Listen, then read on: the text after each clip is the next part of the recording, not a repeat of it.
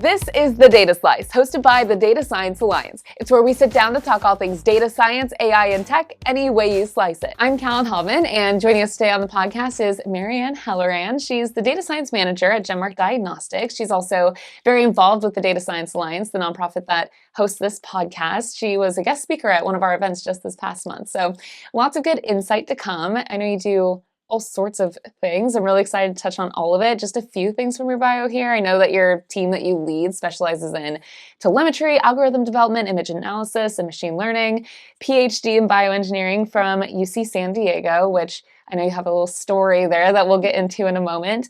Something else that I really want to ask you about that I know you do a lot of is mentoring data science students, who are definitely a big part of our audience for the podcast, that want to learn from leaders like you, and especially, women entering the STEM field in general. So welcome to the podcast. How are you doing today? I'm doing great. Thank you for having me. Yeah, we're really excited. I was thinking to enter this conversation about all those different things that you do. First, could you maybe just start telling us a little more about, how did it just all start for you in the beginning? Where did your interest just first spark to enter this field that you're now in? Yeah, such a great question. And I will preface by saying it might be a bit of a long story. It's okay. That's what we're here for. So I grew up in Brazil. My mom is a professor at the medical school in my state, Recife, for those who want to look it up. And I grew up in the lab because that's what my summers were. Mhm. So I was always pipetting. And when it came time for me to go to university, I told my mom I did not want to do anything bio. Don't even try, not following your footsteps. And I went into electrical engineering. To me, it made sense because I was good at physics, I was good at math, and I had already been programming, doing little HTML websites, when I was in my early teenage years. So it felt like the natural next step for me based on my interests. And one of the first things that I did once I started my undergraduate degree was to join a undergraduate research lab, and that really helped. And I always recommend everybody to do at least one undergraduate research project.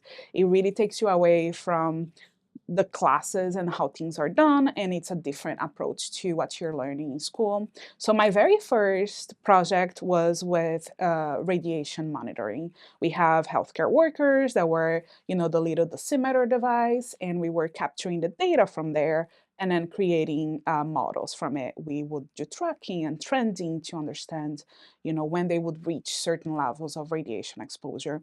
And I think that was my very, very time where I was actively using data and using sensors and really getting into telemetry, even though I didn't know what it was back then. So when I received a scholarship to finish my undergraduate studies uh, at the University of Missouri. It was really great because there I started exploring all sorts of different research. I joined a robotics lab for a while, was not my thing. And then I switched and I went to a systems biology lab, which was great. We were using sensors attached to tree branches and vibration sounds to understand how this tree insect communicated with its babies. So it was very different as an electrical engineer to be looking at insects in a branch, but it was another experience with sensors, with computational biology and understanding how animals communicate and really abstracting the data to the principles I was learning in class. When I went for my master's, and I did it at the University of Illinois in Urbana-Champaign, I joined an information theory lab group, and my advisor was really into the intersection of sciences. And I think I had already been headed that direction. So it really excited me. I never wanted to study electrical engineering to be an electrical engineer. I wanted to be a scientist.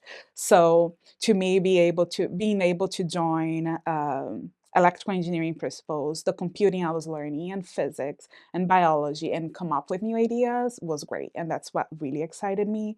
So in that lab, we were investigating how slugs sense good and bad signal in the water. So we were doing experiments to understand how their brains were capturing the signals from the environment and then using that data to create models. when I went for my PhD, I decided to fully embrace the bio. And that's when my mom curse became true. I went back to biology. I had to, take back my words that I'll never touch biology, because there I was in the lab again, playing with pipettes.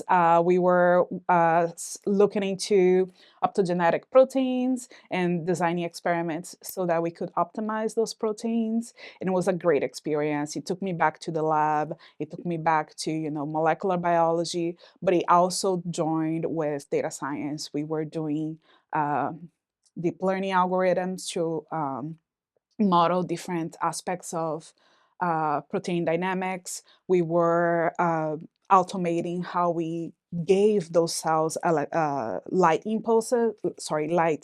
pulses, so that we would activate the protein in them. So we really tied my electrical engineering to the programming to the biology together. So when I decided to join industry, I didn't know that data science was a thing back then.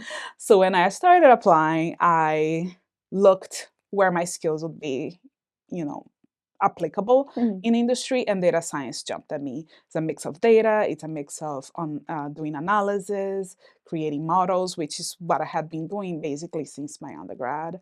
So it's been great. It's been a great experience, and I really get to join all of the different fields, to understand, especially now at my current position. Your mom's probably so happy now. Oh, yeah. Mom's always right. It's I fine. can tell her all about proteins, and she understands. So that's great. Talking the same fields. Yeah, you're in the same field. It's fun at the end. Yeah, it is. Yeah.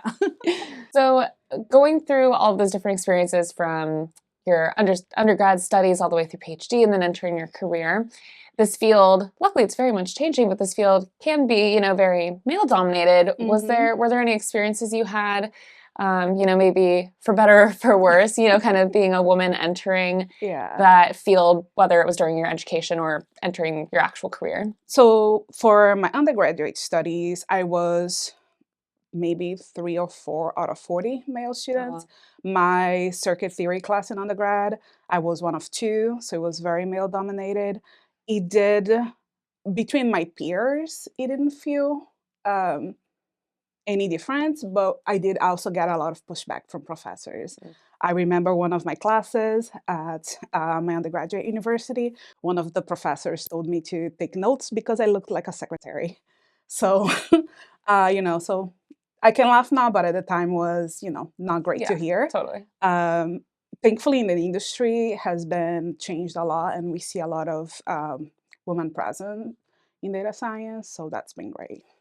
Do you have any advice for students who maybe are younger, maybe just entering college even in their undergrad studies? Any advice for, I know you said it's luckily changing, but probably still some similar experiences sometimes. So do you have advice for handling that? I would say to find people that support you. There are always professors in every department that are welcoming, that want to uplift you, that want to see you succeed. So, looking for mentors and even your peers that are welcoming and creating your community around them is great. And that's one of the reasons I, love collaborating with Data Science Alliance, is because it gives students a place for them to come where people want them to succeed and want them to, embrace data science and all the aspects of it. So it's great for that. How does it feel to now see students, you were in their shoes at one point, so what is it like to be able to help them, kind of guide them into their career paths? It's great. For me, when I was in university, even during my PhD, I had no idea what was going on in industry. I knew for sure I didn't want to stay in academia. So when it was time for me to start applying for jobs, I had to start looking and LinkedIn, seeing what's out there, but really doing the effort myself to understand even what's a day-to-day like for a data scientist or machine learning engineer. So when it came time to do that, a lot of it was trial and error, right? And a lot of error, but some successes. So I really appreciate now being in a position where I can, tell students, hey, do this, don't do that, and here's how it actually works in the field, and here's what you're gonna be doing day to day, because it's very different from when you are in school, even in grad school, to come out into industry. It's a whole different mindset you have to have as well. Yeah, definitely. Yeah. Well, talking about career and the path that you took, I know earlier I mentioned telemetry, and Yeah. a lot of our listeners know data science, but maybe not everyone is actively in the industry or just Right. listening to this podcast to learn more about it. So, for people who might not know, could you talk a little more about specifically telemetry? Because I think data science maybe they grasp, but telemetry might not be as well known. Yeah, that's a great question. And it's funny because telemetry is not often used in industry. You come across the word here and there, but you see it everywhere. My work right now involves a lot of automation and a lot of data capturing in manufacturing lines. So all of that is telemetry. Whenever you have sensors capturing data about you, be it your watch that's recording a lot of information about your body and how you're doing, to your Alexa at home. It's collecting data about your day to day and what you request of it.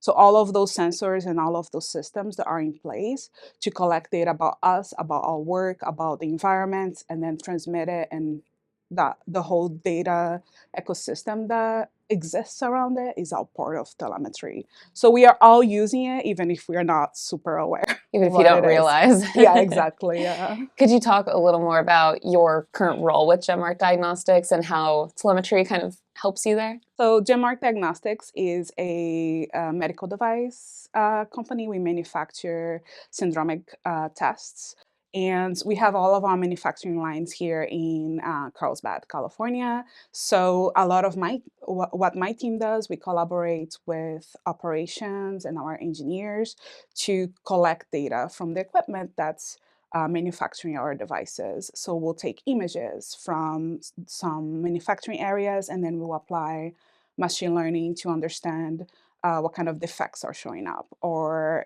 collect data from the environment like temperature and humidity to understand later on, once the tests are manufactured, how did variations in those metrics impact the quality of our product at the end.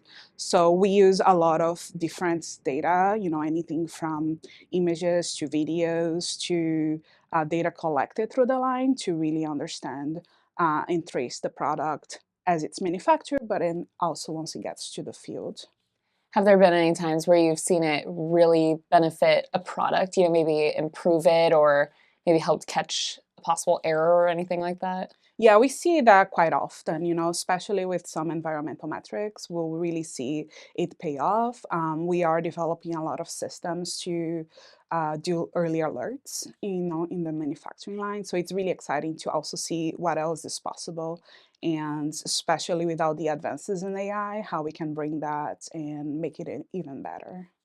Are there any, at DSA, our nonprofit, which you're very involved in, like we said, our mission is really promoting responsible data science and AI usage.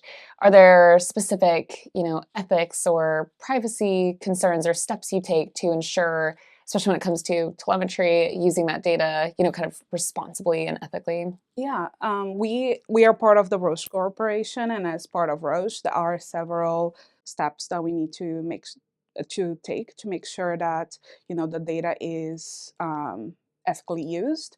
We have different categories that we put our data in terms of security needs around it, and also storage needs. And when we collect data from the field, there are steps that are recommended, like anonymization, in order to make sure that any personal identifiable information is removed from the data, so that we can use it responsibly.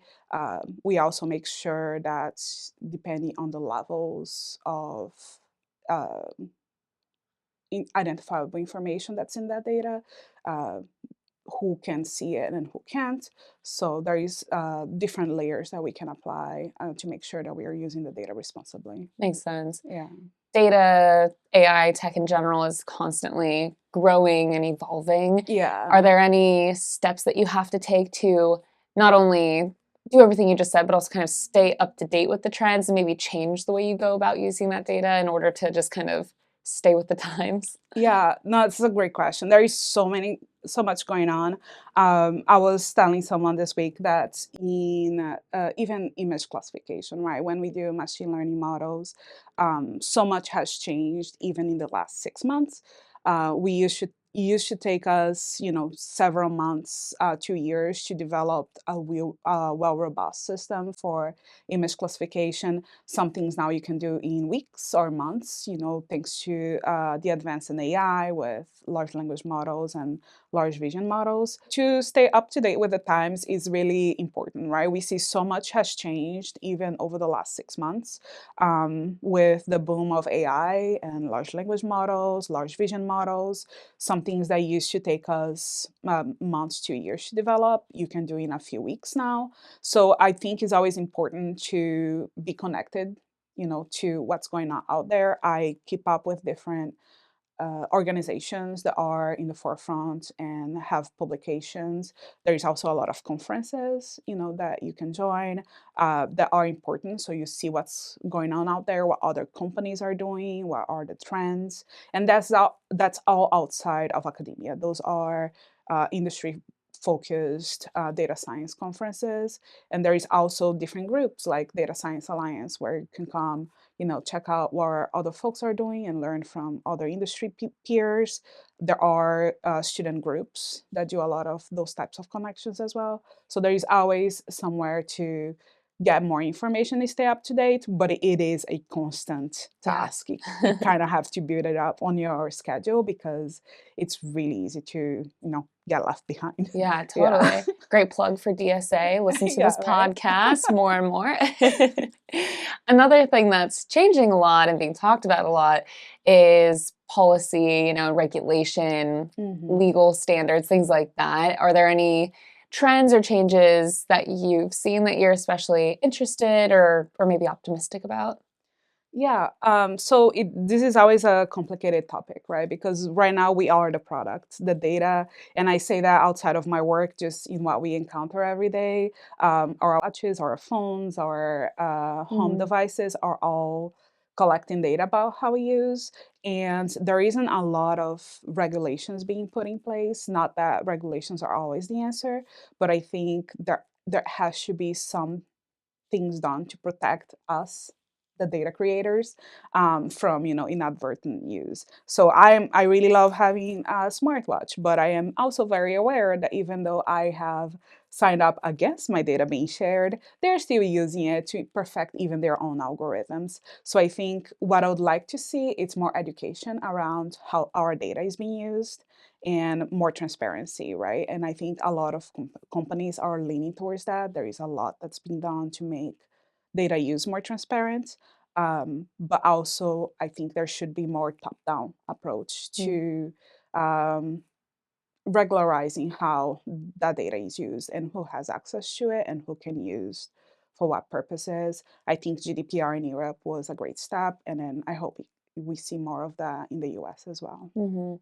Kind of staying on that topic and bringing back the students that we were talking about that you mentor and Yeah. just having advice for them, is there a certain mindset that you think they should have when it comes to entering this industry, knowing how there are lots of changes going on, like we Oh, said, yeah. but especially policies and things like that that could someday affect them that might not even exist yet? Is there a good mindset for that type of industry? Yeah, so one thing I always tell students, and I think that applies to students even if they are not in data science, just be curious, right? And stay curious. That was an advice that my sponsor from my scholarship gave to me when I started in the US, and it's something I've held close to me was to be curious and remain curious. And what that will do is that will ensure that you're staying up to date with the field, that you are aware of what's going on in the world.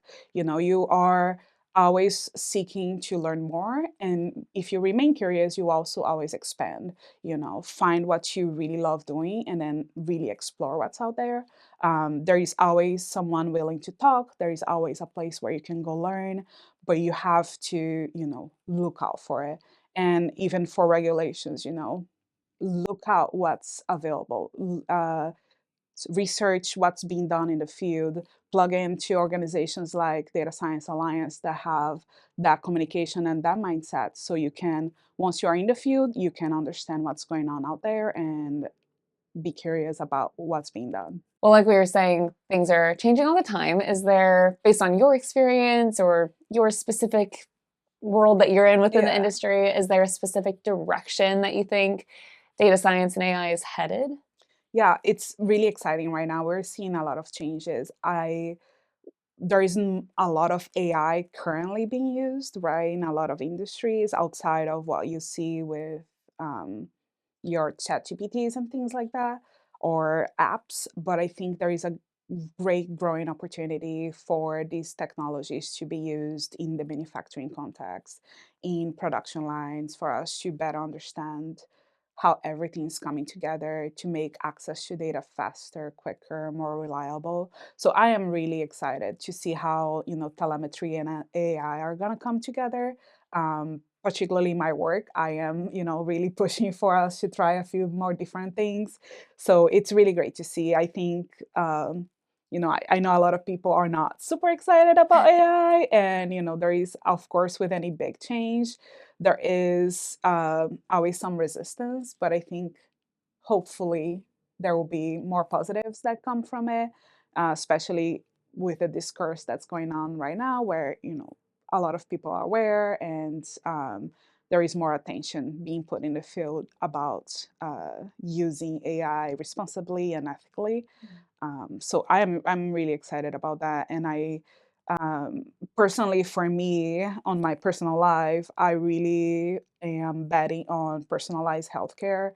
I think having, I this records too many biomarkers. It keeps track. It records my voice. It keeps way too much information about me. And there's all the devices like CPAPs that track your sleep quality, and all of the other things that we have in our lives that can provide health information and wellness information. And hopefully, with all that coming together, it can really facilitate our relationships with our doctors, make diagnostics faster and more reliable. And because it's hard, your doctor only sees you for maybe 30 minutes during a consult.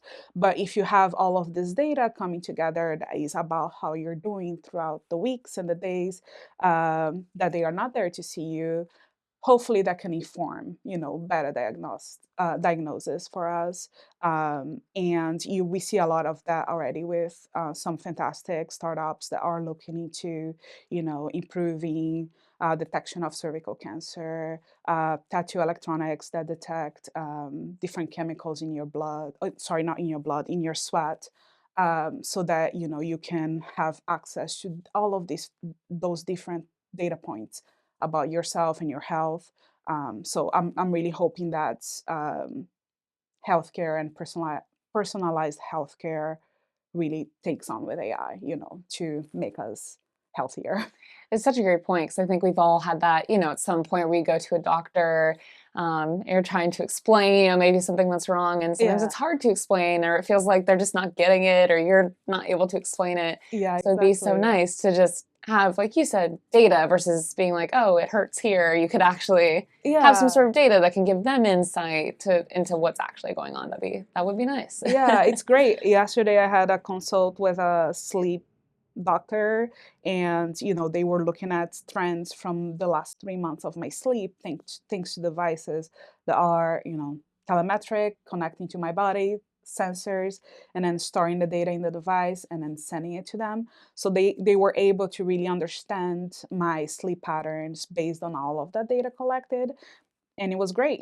They already knew everything they needed to know before I even showed up in the room. So it It's was great. perfect. It's Yeah. so cool. Yeah, and it's an awesome direction that things are headed in. Like you mentioned earlier, I think there are fears or concerns about all of this, Yeah. some of which are, very fair. Is there anything that you would maybe say to people who maybe are against, this tech growing and evolving, because they might be concerned or worried? Is there anything you would say to them? That's a really hard question, right? Putting you on the spot. No, it's okay. So that's a hard question because it depends. Fear is a great motivator. It's how it keeps us safe, how it keeps us safe throughout, the history of humanity. But it can also be a deterrent to change and to progress. I think trying to stay informed of what's going on is a great way to lessen those fears and to really maybe see where you are comfortable with the changes or not. Um, the thing is like very much like computers, back then folks were also saying, oh, it's not gonna catch on, it's gonna change life too much. And it did change our lives a lot.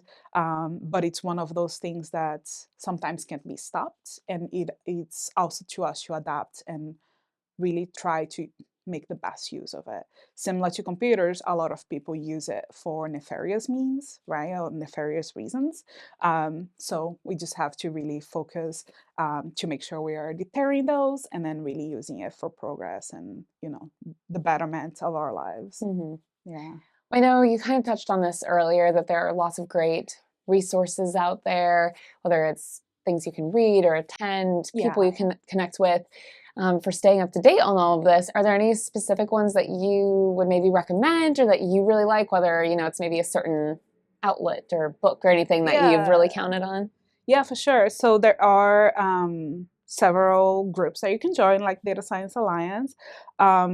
Open Data Science Conference what happens every year. It's a massive conference. They change from places to places, and they have it worldwide as well. It's a great place to meet peers and other industry folks, see what everybody's doing. It's a mix of academic and industry. So it's great if you are either transitioning from academics or academia, I should say, to industry. And there are a lot of online resources. EDX is a great site where you can get trained on the latest information.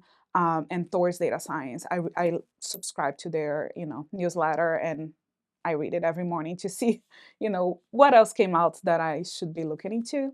So yeah, but the Open Data Science Conference is a great place to start for sure.